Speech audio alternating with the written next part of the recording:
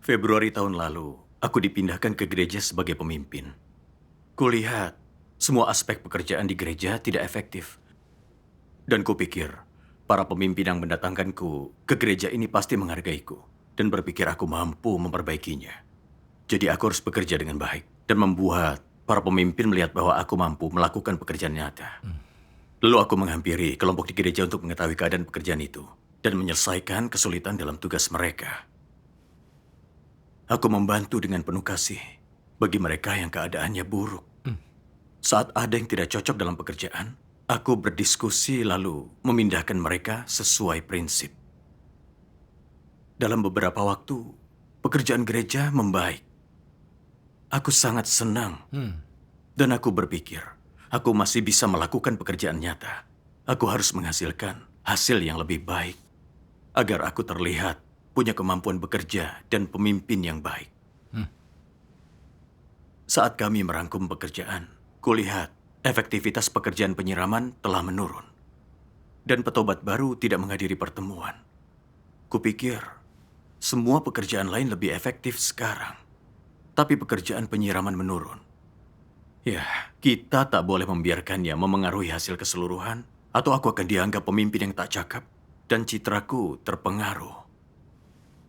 Segera kutemui staf penyiraman. Menyelidikinya dan ternyata pemimpin kelompok Saudari Wu tak memikirkan kesulitan petobat baru saat dia mengatur pertemuan dan tugas mereka. Dia mengatur pertemuan padahal mereka harus bekerja. Membuatnya tak bisa menghadiri pertemuan dan beberapa petobat baru mengalami kesulitan dan negatif. Ya, hal ini membuatku marah. Kupikir, aku dengan jelas memberitahunya. Kita harus memikirkan keadaan mereka saat mengatur pertemuan dan tugas. Mengapa dia tak bisa fleksibel dan menguasai konsep? Dia tak punya kualitas menyirami petobat baru. Hasil buruk yang kami alami terkait dengannya. Tak boleh kubiarkan pekerjaan gereja terpengaruh karena dia. Dia harus segera diberhentikan. Bukankah memberhentikannya hanya karena hal itu sedikit terburu-buru? Iya, mereka tidak boleh diberhentikan hanya karena melakukan kesalahan. Benar. Apakah dia punya kesulitan nyata yang menyebabkan masalah dalam tugasnya? Aku tak menyelidikinya.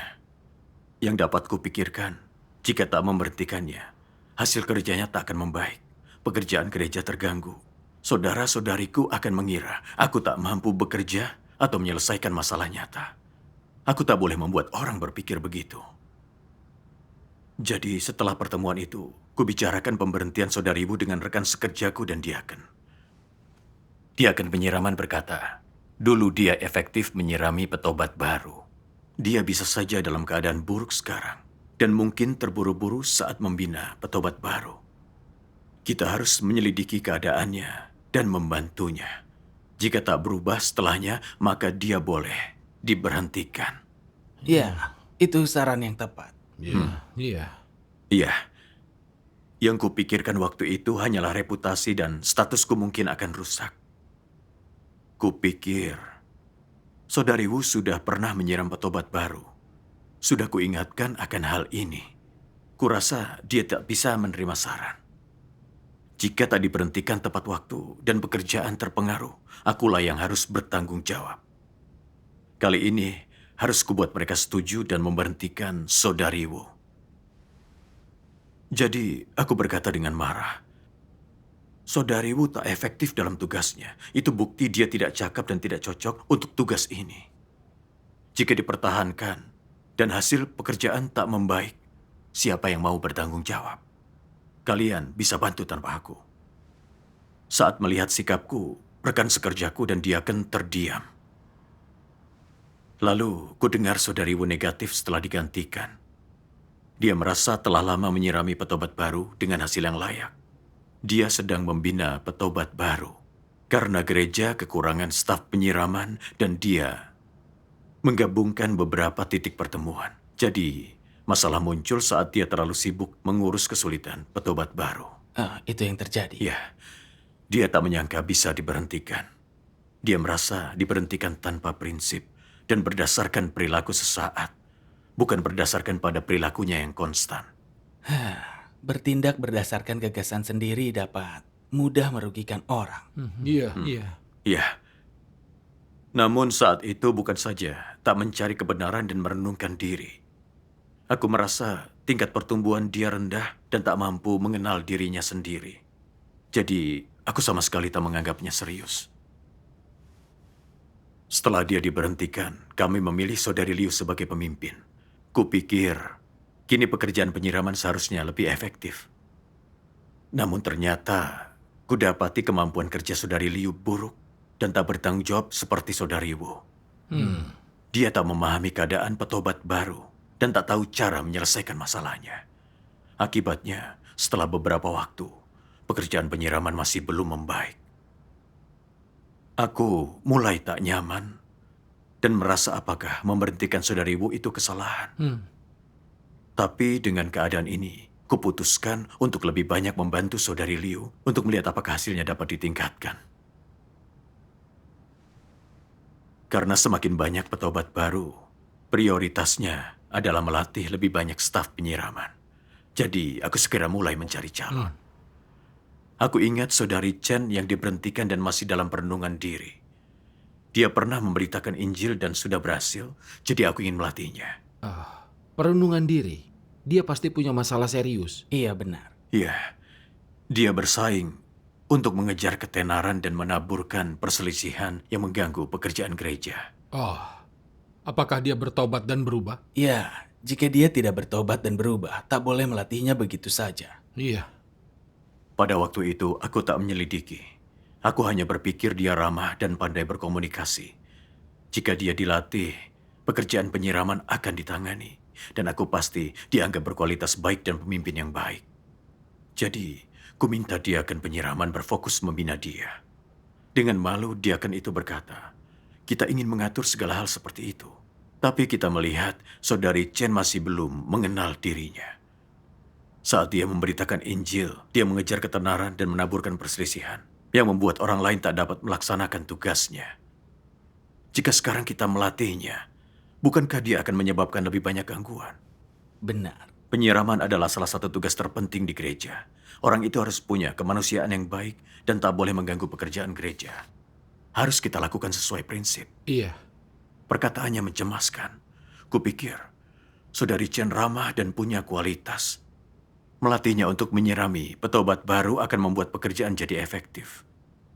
Jika kami memutuskan untuk tak melatihnya sekarang, karena dia tampaknya tak bertobat, pemimpinku tak akan melihat kemampuanku. Itu tak baik. Aku harus bisa meyakinkannya. Aku tak boleh menyerah. Jadi, aku menangani dia akan penyiraman berkata, apa ini waktunya untuk mengikuti aturan?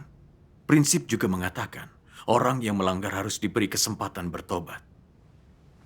Saudari Chen punya kualitas menyirami petobat baru, jadi kita bisa melatihnya. Kita hanya perlu mengawasinya untuk tak menyebabkan gangguan. Kualitas saudari Chen baik dan cepat belajar. Punya penyiram lain yang terampil akan menyelesaikan masalah gereja. Bawalah saudari Chen ke pertemuan. Saat dia akan penyiraman, melihat sikapku itu, dia terdiam. Walaupun tidak sesuai prinsip, kau ingin dia datang. Ya. Lalu aku berfokus membinanya dan mengatur agar dia menyirami petobat baru. Namun di kemudian hari, dia akan penyiraman melaporkan. Saudari Chen tak menyelidiki gagasan petobat baru sebelum menyiraminya dan tak bersekutu dengan baik. Dia bersikeras bersekutu berdasarkan gagasannya, yang menyebabkan dua petobat baru menentang dan berhenti percaya. Sayang sekali. Jika orang yang salah dipilih, itu dapat merugikan orang. Iya. Ya, pada waktu itu aku merasa tak nyaman. Apa yang sedang terjadi? Dengan kualitasnya, dia seharusnya tak seperti itu. Lalu saat berbicara dengan saudari Chen, ternyata dia hanya di luarnya saja proaktif dalam tugas. Dia tak memahami pelanggaran masa lalunya. Setelah masalah besar itu terjadi, dia tak merenungkan diri dan memetik pelajaran. Baru sekarang aku sadar. Mungkin aku terlalu terburu-buru dalam membinanya. Dan mungkin dia harus terus mengisolasi diri. Iya. Namun setelah dipikirkan, dia punya kualitas yang baik dan pernah menjadi pemimpin, jika aku lebih membantunya, dia seharusnya dengan cepat mengerti. Aku harus membinanya dan meningkatkan hasil pekerjaan penyiraman. Maka pemimpin akan setuju denganku. Jadi saat aku menunggu hasil yang baik, rekan sekerjaku berkata kepadaku, "Saudara-saudari mengatakan kau tak melaksanakan tugas sesuai prinsip. Kau mengatur saudari Chen yang masih dalam isolasi untuk melakukan penyiraman." Saat itu, saudari Chen banyak bermasalah saat menyirami petobat baru, tapi dia belum memperlihatkan kesadaran dirinya. Melihat perilakunya yang konstan, dia tak cocok untuk dibina, dan dia direkomendasikan untuk terus mengisolasi diri. Saat mendengar itu, jantungku berdegup kencang. Tamatlah riwayatku.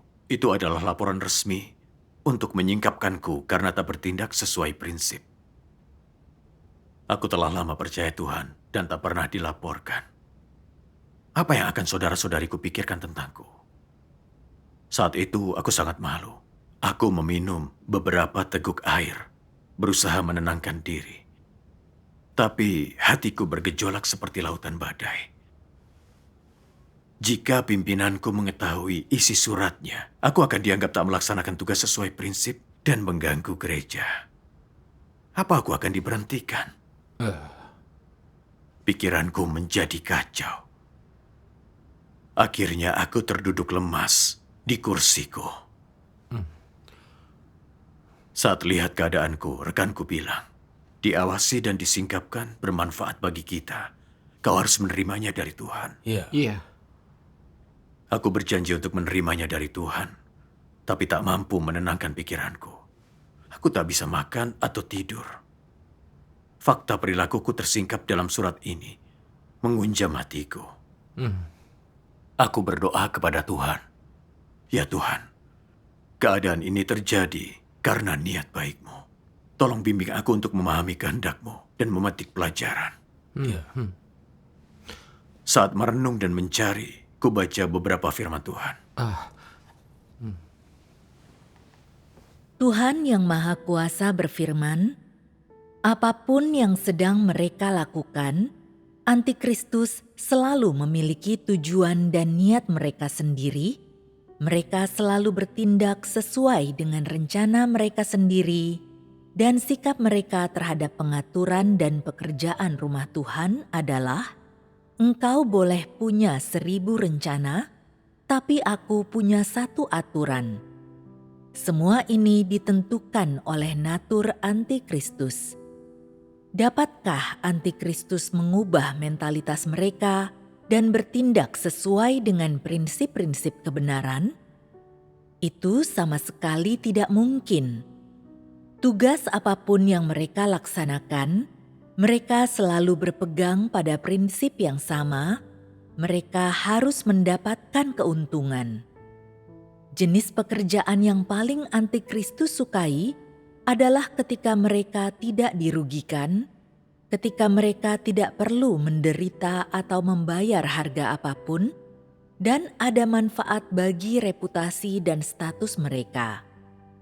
Singkatnya, apapun yang mereka lakukan, Antikristus terlebih dahulu memikirkan kepentingan mereka sendiri, dan mereka hanya bertindak setelah mereka memikirkan semuanya.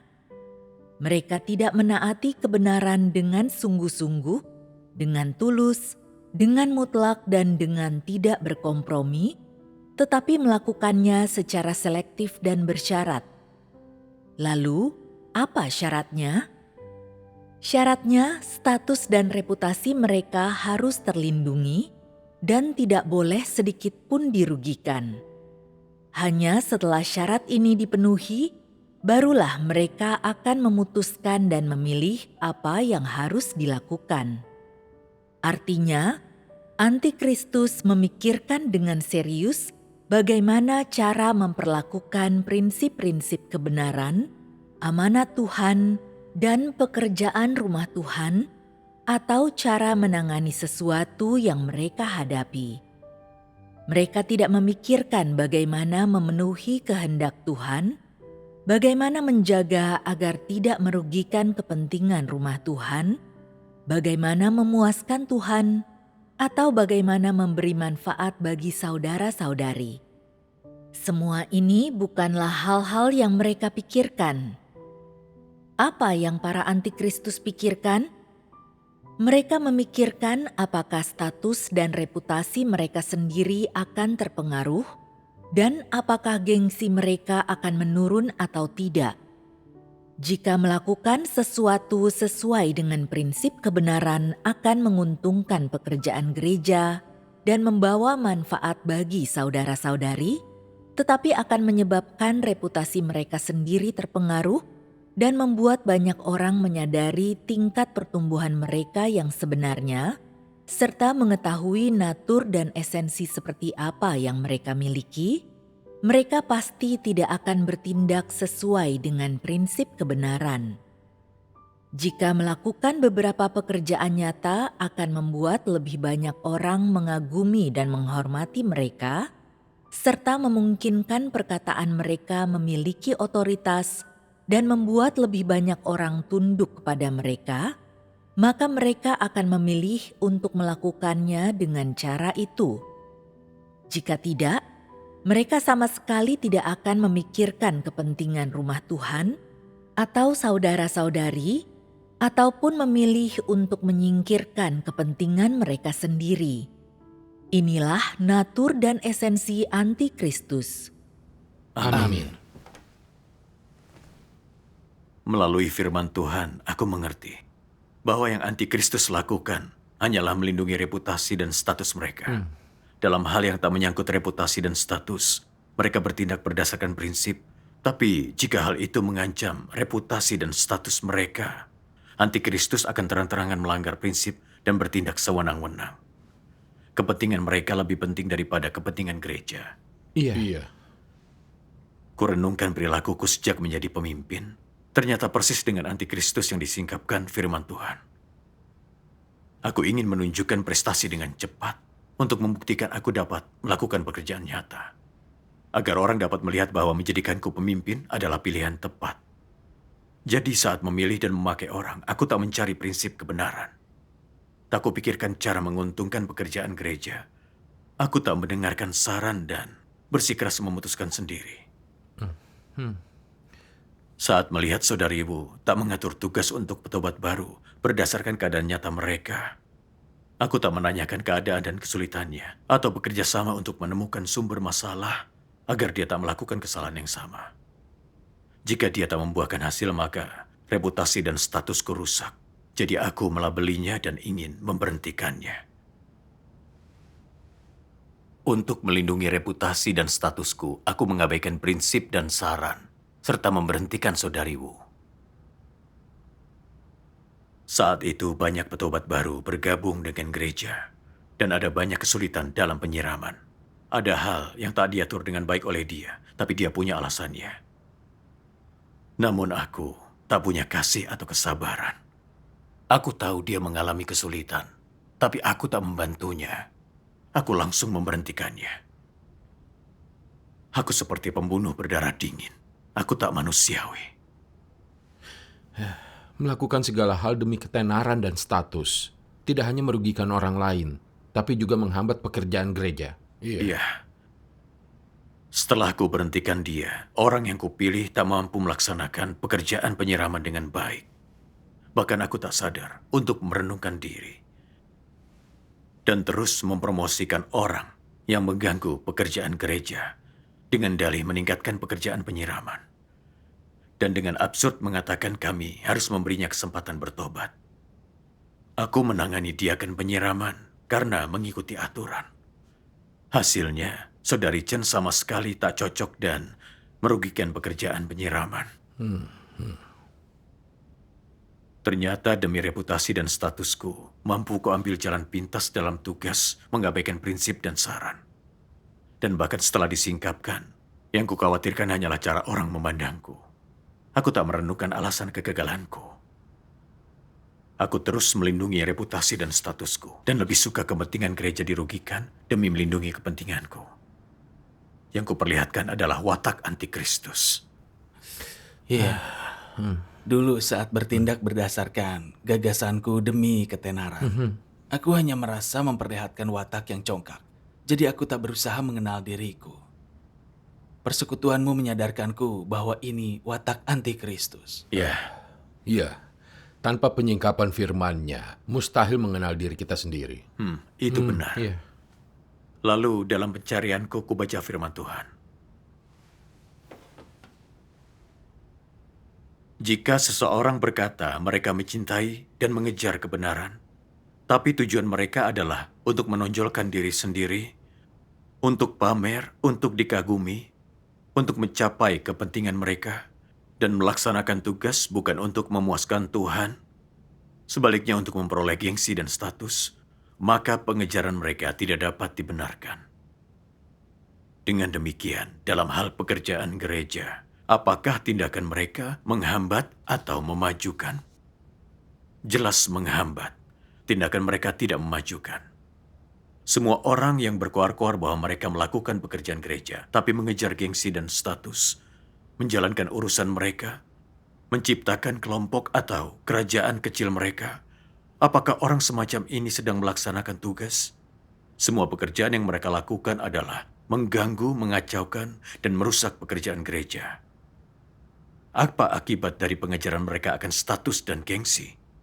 Ini memengaruhi cara umat Tuhan makan dan minum firman-Nya dan memahami kebenaran. Menghalangi jalan masuk kehidupan, menghentikannya masuk ke jalan iman yang benar. Itu membawa mereka ke jalan yang salah, yang merugikan umat pilihan dan menghancurkan mereka. Apa akibatnya terhadap pekerjaan gereja? Itu mengakibatkan penghancuran, gangguan, dan perusakan. Amin. Amin. Dari firman Tuhan aku paham. Saat kita mengejar reputasi dan status dengan dalih melaksanakan tugas, esensinya adalah bertindak sebagai hamba iblis dan mengganggu pekerjaan gereja. Firman Tuhan menyingkapkan esensi tindakanku. Tuhan menjadikanku pemimpin karena Dia ingin aku dapat memikirkan kehendak-Nya, menyirami saudara-saudari, menyelesaikan masalah mereka dalam jalan masuk kehidupan, dan melatih orang yang cocok untuk melaksanakan berbagai pekerjaan gereja dan memastikan semuanya berjalan normal. Namun, aku tak memikirkan kehendak dan tuntutan Tuhan dan tak bertanggung jawab. Saat aku memilih orang, aku hanya memikirkan kepentinganku. Akibatnya, aku gagal menyokong petobat baru dan menghambat pekerjaan penyiraman yang menyebabkan para petobat baru mundur. Itu bukan melaksanakan tugasku. Aku mengganggu pekerjaan gereja dan melakukan kejahatan. Sudah seperti ini pun aku tetap tak punya kesadaran. Aku terlalu egois dan mati rasa. Aku teringat antikristus dan orang jahat yang dikeluarkan dari gereja. Mereka selalu berencana untuk keuntungan mereka. Mereka mengabaikan prinsip untuk mempertahankan reputasi dan status. Mereka melaksanakan tugas seenaknya dan otoriter. Sangat mengganggu pekerjaan gereja. Dan akhirnya mereka dibenci dan disingkirkan oleh Tuhan. Tak ada perbedaan antara aku dan antikristus ini. Saat menyadarinya, aku merasa takut. Dan berdoa kepada Tuhan. Ya Tuhan, aku lalai dalam tugasku. Aku mengejar reputasi, status, dan mengambil jalan yang salah. Tuhan, aku mau bertobat. Tolong tuntun dan bimbing aku. Melalui perenungan dan pencarian, aku sadar untuk efektif dalam tugas, kita harus punya niat yang benar, mencari kebenaran dan bertindak sesuai prinsip. Hanya itu cara kita dapat menerima bimbingannya dan terus meningkatkan hasil. Iya. Aku teringat beberapa firman Tuhan.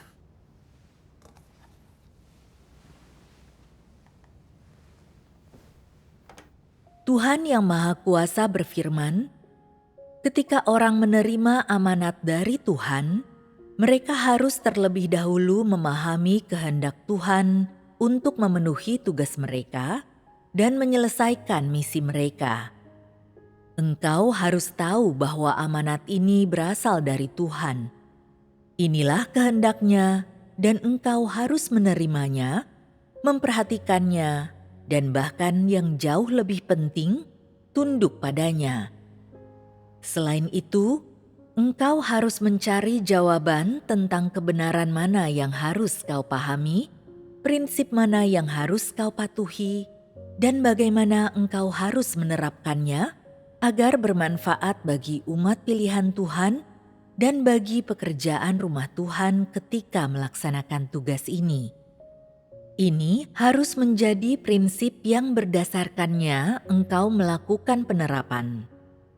Setelah engkau memahami kehendak Tuhan, engkau tidak boleh membuang waktu untuk mencari dan berusaha memahami kebenaran tentang bagaimana melaksanakan tugas semacam ini. Dan begitu engkau memahami kebenaran ini, engkau harus menentukan prinsip dan jalan untuk menerapkannya. Apa yang dimaksud dengan prinsip? Secara spesifik, prinsip mengacu pada hal-hal yang harus diikuti untuk mencapai standar dan efek dari penerapan kebenaran. Untuk menerapkan kebenaran, orang harus memahami prinsip. Jadi prinsip adalah hal yang paling penting dan paling mendasar. Setelah engkau memahami prinsip-prinsip dasar pelaksanaan tugasmu, ini adalah bukti bahwa engkau telah memahami standar yang diperlukan untuk melaksanakan tugas ini.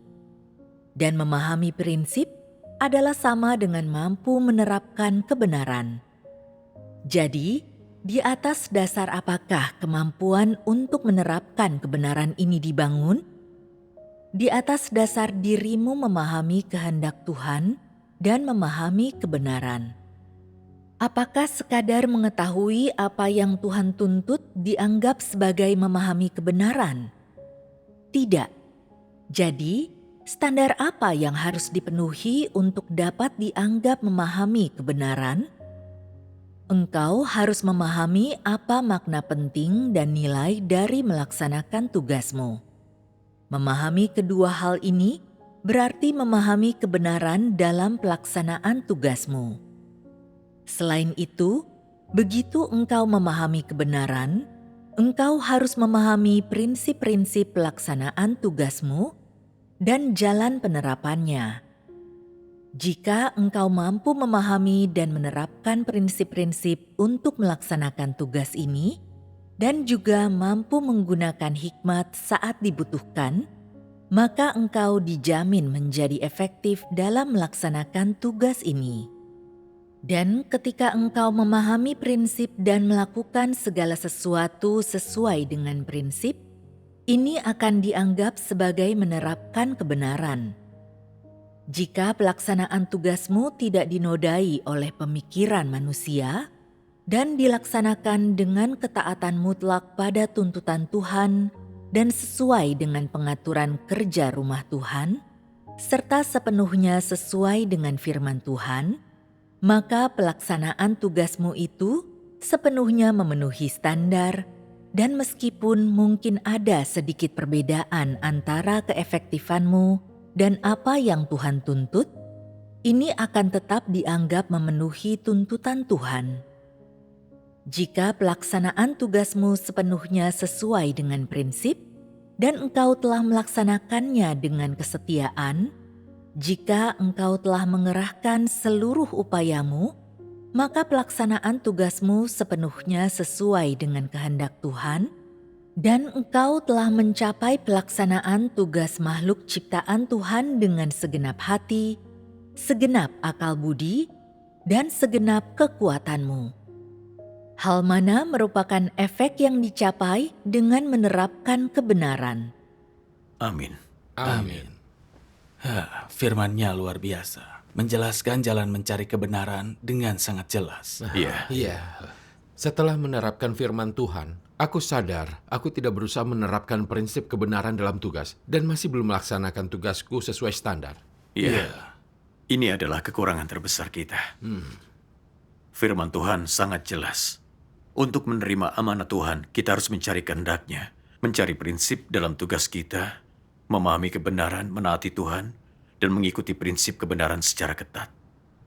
Kita harus memikirkan kepentingan gereja dalam tugas kita, sering memeriksa diri, dan tidak mencari keuntungan pribadi. Ini mengurangi gagasan kita dan kesalahan yang kita lakukan dalam tugas. Iya. Aku teringat bertindak hanya untuk ambisi dan keinginanku sendiri. Aku jarang mencari prinsip. Dan meski tahu sedikit, aku tidak taat. Dalam memilih staf penyiraman, yang terpenting adalah mempersekutukan kebenaran, punya kesabaran, dan bertanggung jawab. Saudari Wu bertanggung jawab, penuh kasih, serta sabar. Apapun kesulitan yang dialami petobat baru, dia bisa secara aktif bersekutu. Dan dia paham prinsip menyirami petobat baru. Dulu dia efektif dalam tugasnya.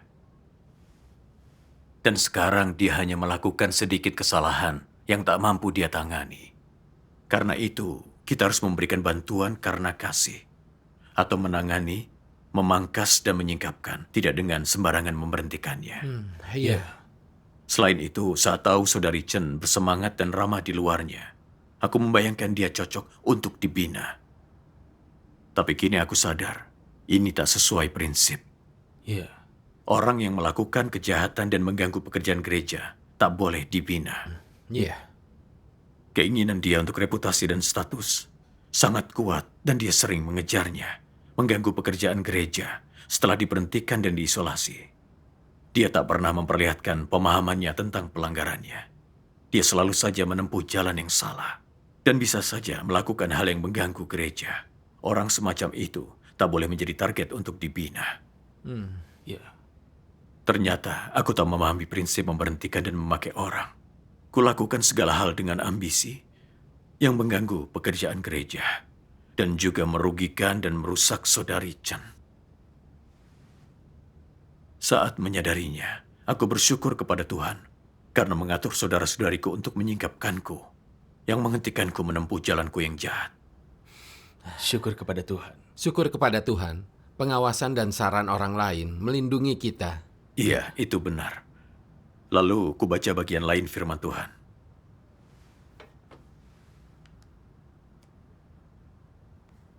Boleh kubacakan? Baik. Bagian ini. Baik. Tuhan berfirman, di rumah Tuhan, apapun yang kau lakukan, itu bukanlah usahamu sendiri. Itu adalah pekerjaan gereja, itu adalah pekerjaan Tuhan. Engkau harus selalu mengingat pengetahuan dan kesadaran ini. Dan berkata, ini bukan urusanku. Aku sedang melakukan tugasku dan memenuhi tanggung jawabku. Aku sedang melakukan pekerjaan gereja. Ini tugas dari Tuhan untukku. Dan aku melakukannya untuk dia.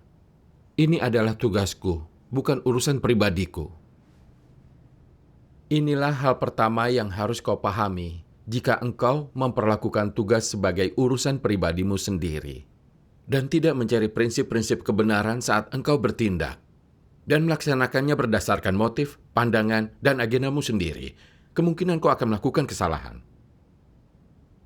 Bagaimana seharusnya kau bertindak jika kau membedakan antara tugasmu dan urusan pribadi dan menyadari bahwa ini adalah sebuah tugas?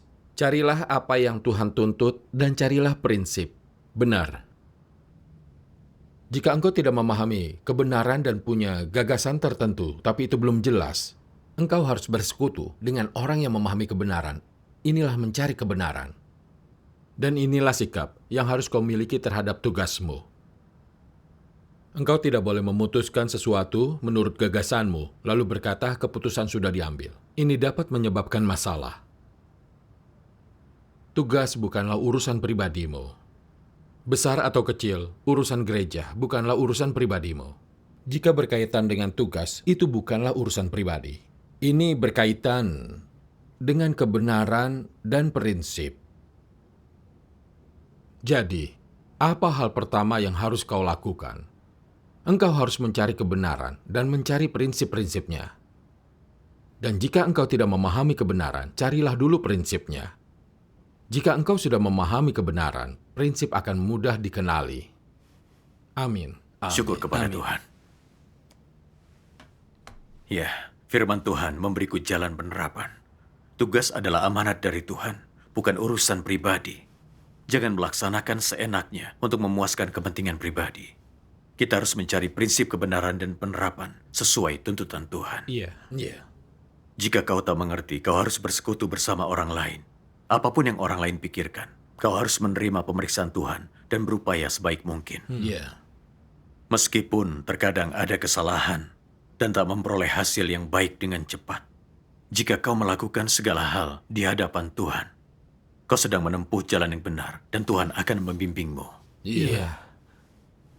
Lalu, aku membuka diri kepada saudara-saudariku, menyingkapkan pengejaranku demi reputasi dan status, pelanggaran prinsipku dalam memakai orang, serta bertindak seenaknya dan menggunakan posisiku untuk menangani orang yang merugikan mereka. Aku meminta maaf kepada mereka dan memintanya untuk lebih mengawasiku. Ketika aku menerapkan seperti ini, saudara-saudariku tak memandang rendah diriku. Mereka menyemangatiku dan berkata, kami bisa saling mengawasi dan bekerja sama untuk melaksanakan tugas. Syukur kepada Tuhan. Syukur kepada Tuhan. Dulu aku merasa sulit bekerja sama dan merasa dibatasi. Aku selalu ingin membuat keputusan sendiri. Sekarang aku mengerti bahwa bekerja sama dan menerima pengawasan mereka sama-sama membantu kita agar tidak melanggar prinsip dan melakukan kejahatan. Iya. Iya. Tak lama kemudian, sesuatu yang lain terjadi. Dia akan penginjilan tak dapat melaksanakan tugasnya karena dihalangi oleh keluarganya. Setelah mendengar berita itu, aku sedikit cemas. Kupikir, sekarang semua gereja berupaya keras untuk memberitakan Injil. Jika dia akan penginjilan, tak dapat melaksanakan tugasnya, ini akan sangat memengaruhi pekerjaan kita. Jika tak segera ku ganti, hasil kami tak akan pernah meningkat. Aku akan dianggap tidak cakap dan tak cocok untuk pekerjaan ini. Jadi, aku berdiskusi apakah akan memindahkan diaken itu dan mencari penggantinya. Rekan sekerjaku berkata, diaken penginjilan bertanggung jawab dan pekerja yang cakap, dan hasil pekerjaannya selalu baik. Jika kau memindahkannya hanya karena ketidakmampuan sesaat, itu akan bertentangan dengan prinsip. Iya. Iya. Saat hendak menjelaskan alasanku, aku langsung teringat tentang bagaimana aku mengganti saudarimu secara paksa. Ya, aku kembali bertindak melindungi reputasi dan statusku. Rekan sekerjaku mengingatkan, aku harus melaksanakan tugas sesuai prinsip. Aku hampir melakukan kesalahan lagi. Saat mengucap syukur kepada Tuhan, aku berkata kepada dia, niatku salah. Aku memindahkannya tanpa prinsip untuk melindungi reputasiku. Dia memang bertanggung jawab, dan dialah orang yang tepat. Jika dia tak mampu bekerja sekarang, maka kita yang melaksanakan pekerjaan penginjilan. Mari kita mencari tahu tentang keadaannya dan berusaha membantunya. Lalu rekan sekerjaku setuju, dan aku merasa nyaman menerapkan dengan cara ini. Iya. Syukur kepada Tuhan. Saat bertugas, aku sering bertanya pada diriku, sudahkah aku melaksanakan tugas sesuai prinsip kebenaran? Apa aku melakukannya dengan watak yang rusak dalam interaksiku? Jika kulakukan hal yang tak sesuai kehendak Tuhan, aku berdoa kepadanya untuk membantuku berubah. Saat aku menerapkan seperti ini, aku melihat berkat Tuhan. Pekerjaan gereja sedikit meningkat, dan saudara-saudari dengan aktif melaksanakan tugas. Syukur kepada Tuhan. Syukur kepada kepada Tuhan. Tuhan. Jika kita melakukan tugas kita sesuai prinsip, kita akan diberkati olehnya. Amin. Iya, Syukur kepada Tuhan. Syukur kepada Tuhan.